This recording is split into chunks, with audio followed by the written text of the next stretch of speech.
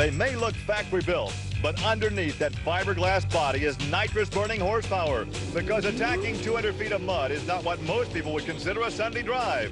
Coming up next, it's Pro Stock Mud Racing action.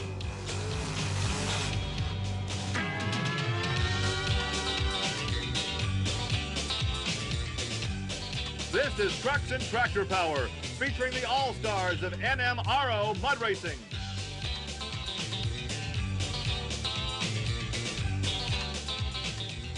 Welcome to Trucks and Tractor Power on the Nashville Network. Today we're in Franklin, Georgia for NMRO Mud Racing. Hi everybody, I'm Gary Lee alongside Armstrong. To be more specific, we're about 2 hours out of Atlanta and only minutes from the Alabama state line. And in this part of the country, off-roading is a way of life. Well, and the class we're going to be looking at today is the class that the people can identify with. You're going to see Dodge, Ford, Chevrolet trucks and everything. So in this part of the country, which is basically a sportsman paradise, the four-wheel drive vehicle is a necessity. Now we're going to see them turned into toys. And you know, we're so close to all the deer and all the hunting action here. I think I saw a deer out there a while ago that did have a pit pass on. It's mud racing in the red Georgia clay coming up next.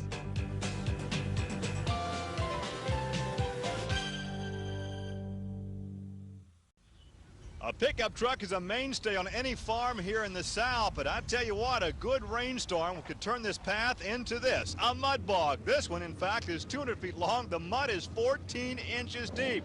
We're here at the Deer Creek All-Star Nationals for Pro Stock Class competition in the NMRO Championship Mud Racing. Preparations continuing down in the pit area, but let's check in with Armstrong. Army, what is a Pro Stock Class racer? Gary, one of the key vehicles we're going to be looking at today is a young man out of LaPorte, Indiana, Dan Myers, who'll be driving in the Pro Stock category. And real quick, what is a Pro Stocker? It's a new class, it's an exciting class. Tell me a little bit about it.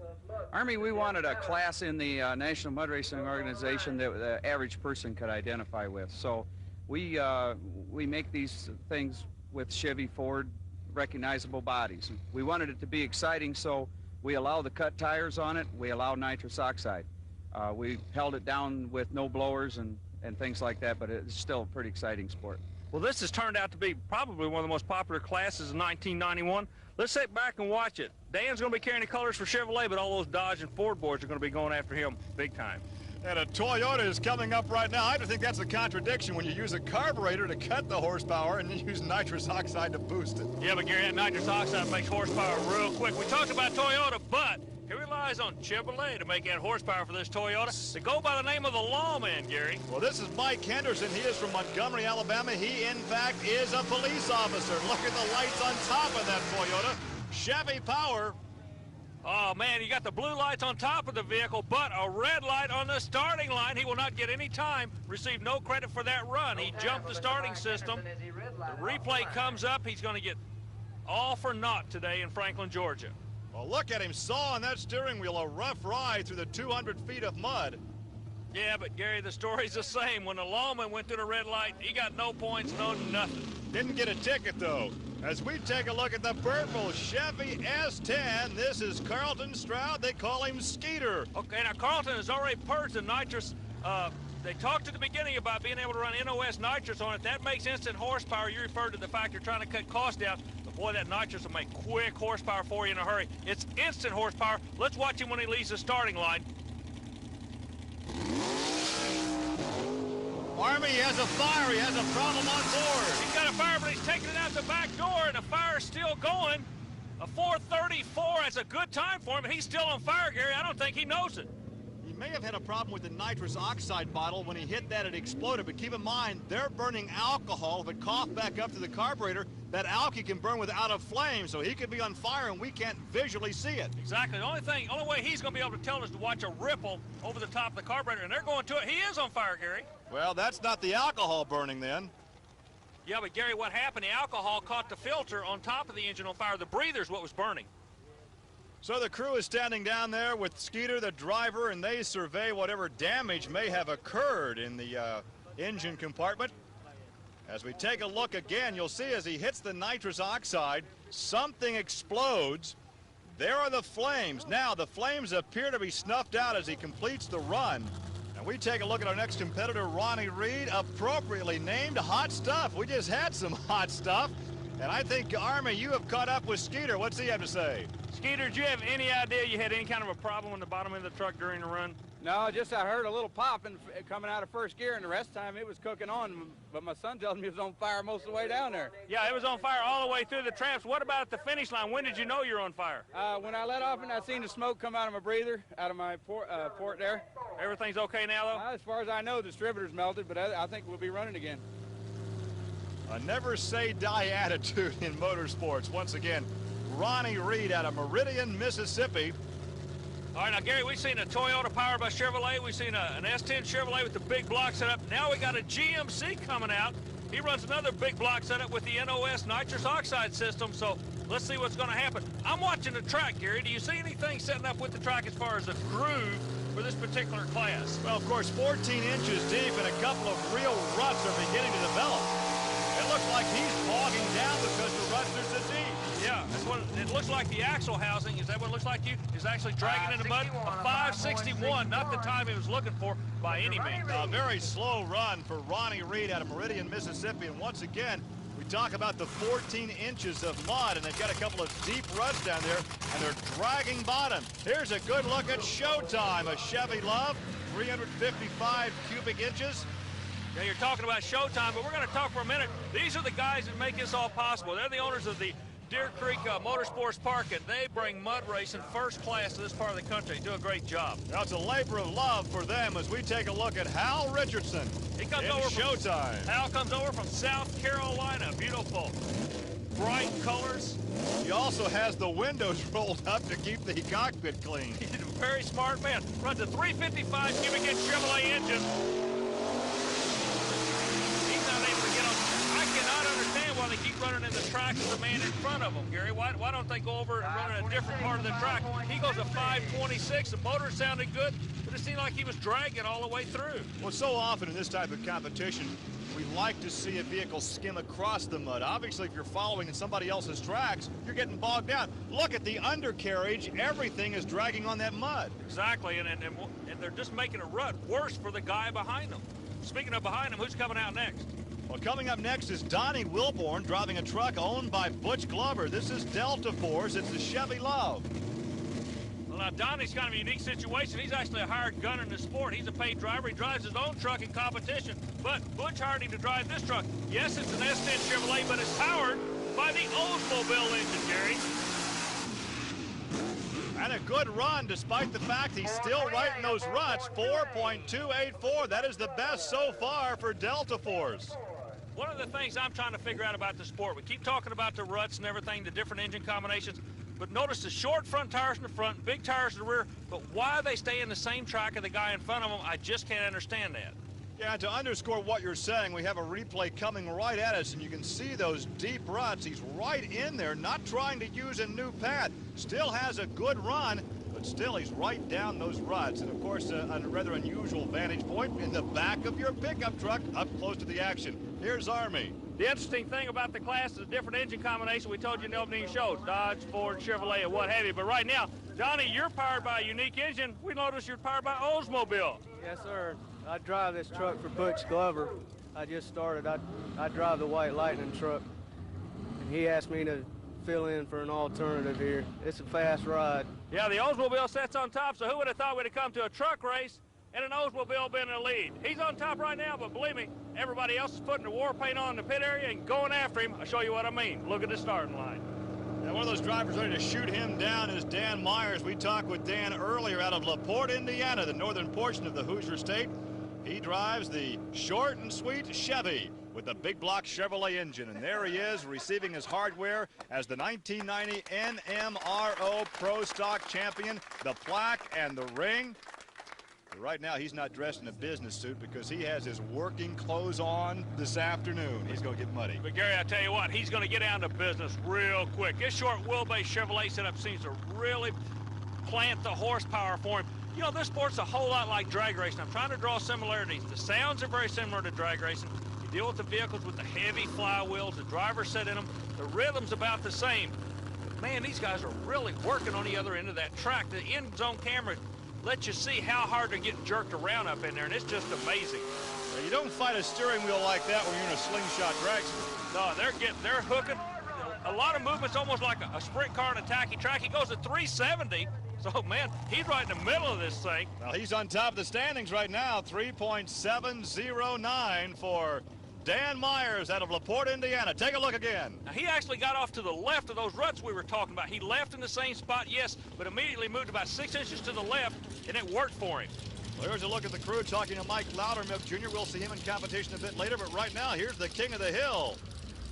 Well, when we opened the show with you, we were talking about the Dodge Ford Chevrolets. You just bumped an Oldsmobile out of the lead with this Chevrolet. I didn't think that was going to happen.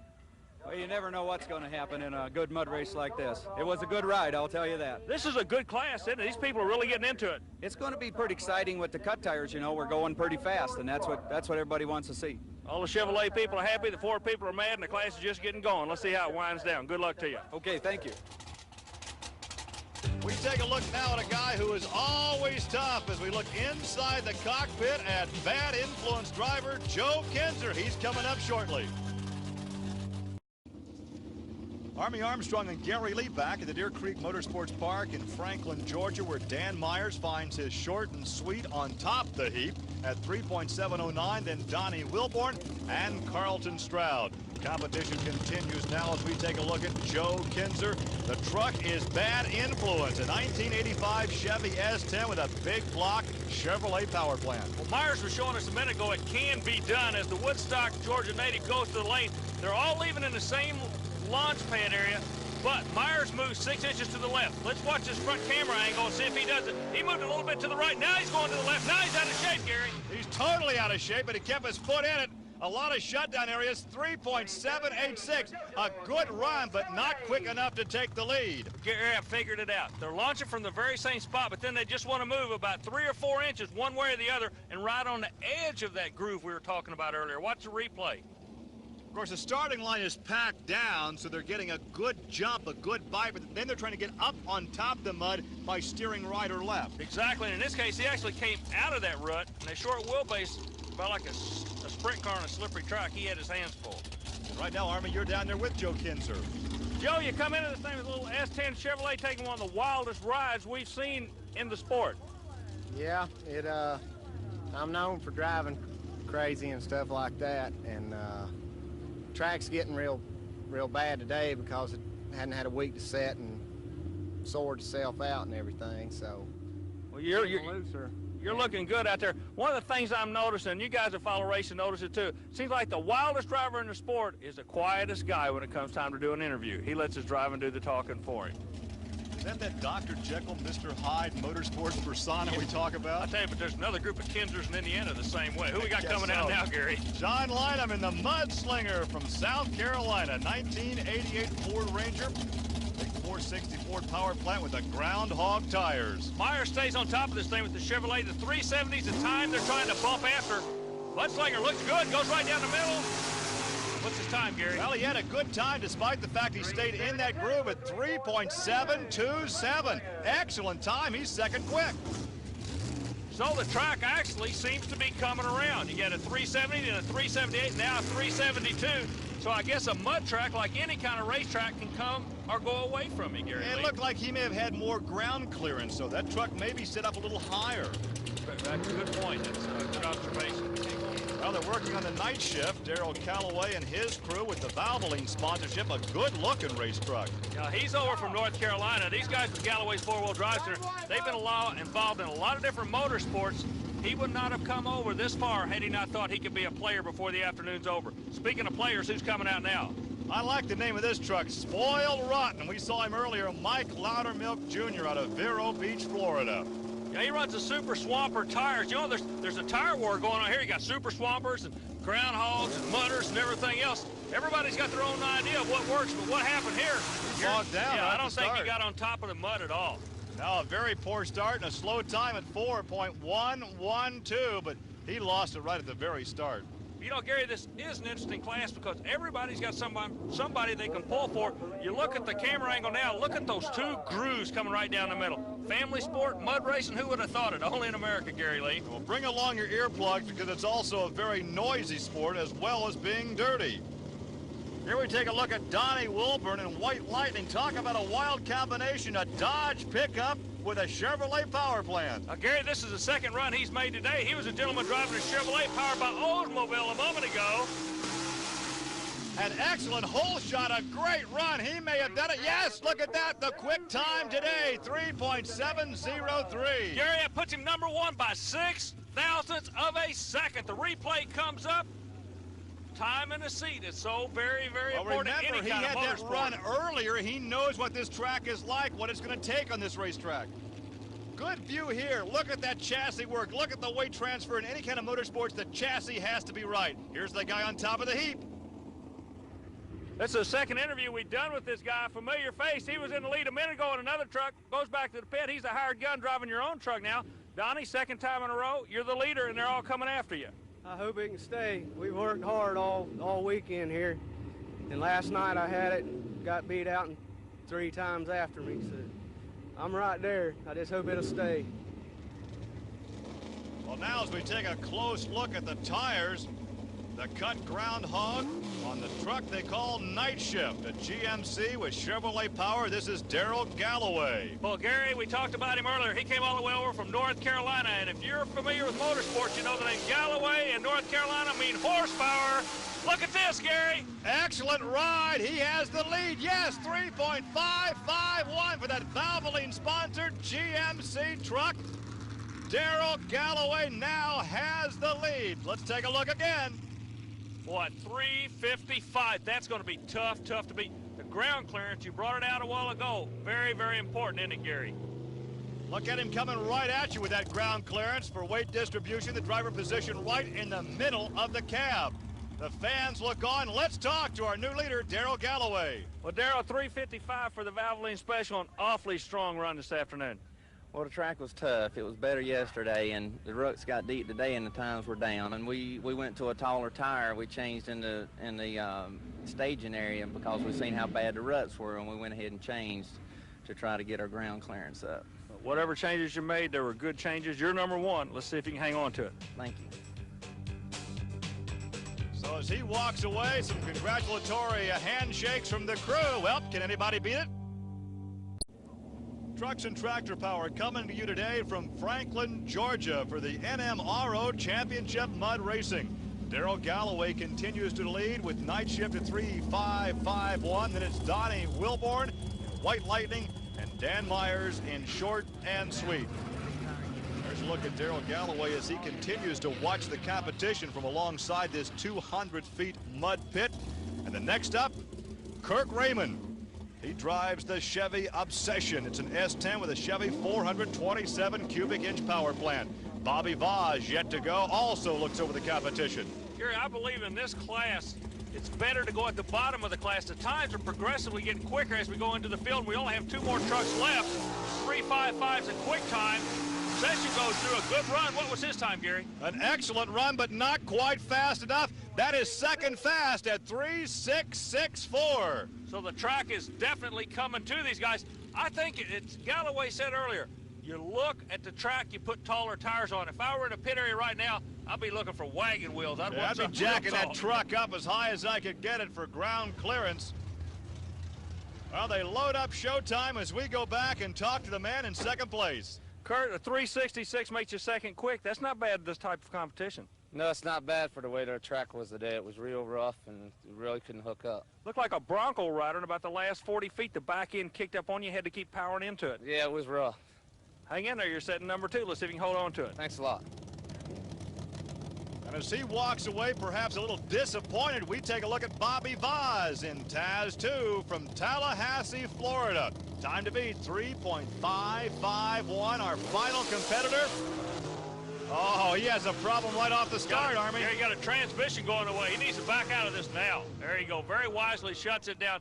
He baked the transmission on the starting line, torched it right there at half track. So our finals today, Darrell Galloway wins it in Night Shift. Kirk Raymond is second Obsession. Donnie Wilburn rounding out the top 3 in White Lighting. Let's go down with Army and talk to our winner. Well, Darrell Galloway from New London, North Carolina, came over to put all these bad boys on the trailer. They told us at the beginning, Darrell, it was going to be an exciting class. Congratulations on the win, and congratulations to the rest of the class. It was just a real exciting event here. Yeah, thank you. I really enjoyed it. It was a good class, a lot of competition, and it's real tight, and a lot of nice trucks in it. Yeah, these guys, they told us when you came in, oh, they got a bad boy from the Tar Heel State here, and when it all wound down, that's who was left standing, the Tar Heel. Thanks, Army. As the youngsters play with their toys, the big boys play with their more expensive toys. Our congratulations to Darrell Galloway on his championship here at Deer Creek Motorsports Park in Franklin, Georgia. For Army Armstrong, I'm Gary Lee. Thanks for joining us. We'll see you next week on another edition of Trucks and Tractor Power. Now, stay tuned for news of an exciting new home video from Diamond P Sports.